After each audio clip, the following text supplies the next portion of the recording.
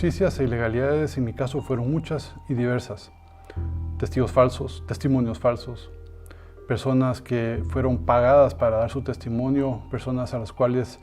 se les dieron beneficios a cambio de venir a decir testimonios falsos en mi contra. Estas personas fueron ubicadas por la CICIG y fueron presentadas a una ONG que tenía relación con el fiscal que iba en mi caso. Su padre fue el fundador, él era colaborador de esta ONG, y utilizaron este testimonio falso para, por 5 años, tenerme en prisión preventiva, aislado, en una celda de 10 metros cuadrados, sin derecho a la presunción de, violaron el derecho a presunción de inocencia, tal y como lo dijo el Tribunal Federal en su momento cuando votó el segundo juicio.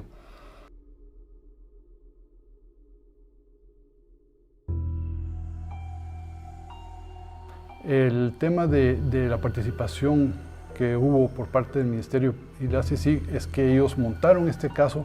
en el cual fue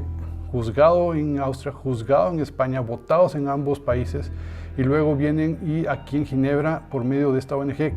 que, como les repito, tenía la situación de que el padre del fiscal, del procurador, era el fundador de esta ONG,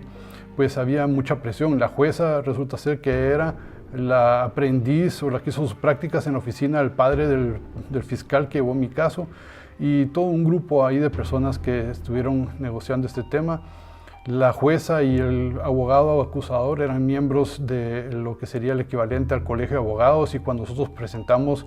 recursos de ellos en estos lugares fueron protegidos por ellos mismos porque eran vicepresidentes de este colegio de abogados. Así que realmente no teníamos ninguna oportunidad de justicia, tal y como, repito, lo dijera y lo dejara por escrito el Tribunal Federal. Mi caso fue vuelto a juzgar por orden del Tribunal Federal. El Tribunal Federal les ordenó que se hicieran una serie de análisis, investigaciones y que produjeran una serie de pruebas, porque no había pruebas que hubiesen presentado para poder mostrar mi culpabilidad. Nunca los tuvieron. Se vuelve a llevar un tercer juicio, y en ese tercer juicio cambian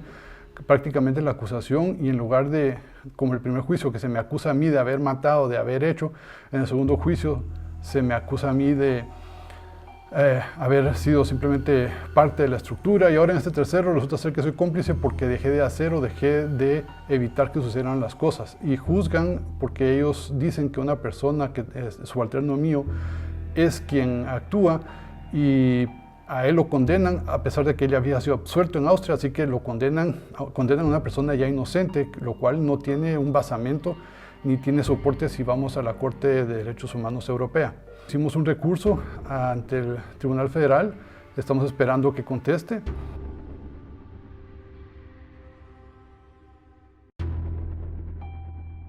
El otro tema interesante es que durante el tercer juicio los investigadores de la CICIG confesaron, uno, haber dicho con que todo eran suposiciones y ellos creían que hacían las cosas, pero nunca pudieron comprobar ni encontrar pruebas fehacientes en mi contra. Y otro vino a aceptar y a confesar, después de todos estos años, que al final de cuentas él no investigó, sino que él vino a repetir lo que él había escuchado en unas reuniones,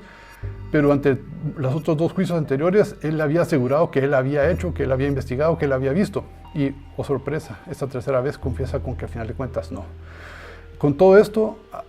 los jueces aún así se vieron en la situación tan penosa de tener que volver a condenarme, porque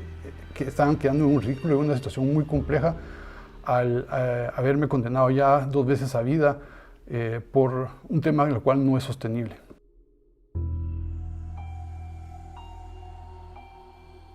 La participación del Ministerio Público de Guatemala y el CICIG fue haber presentado un caso no sostenible, vacío, sin pruebas, simplemente por suposiciones. Y mandaron a arrestar a personas, metieron a la cárcel a personas y condenaron en Guatemala a personas por testimonios de testigos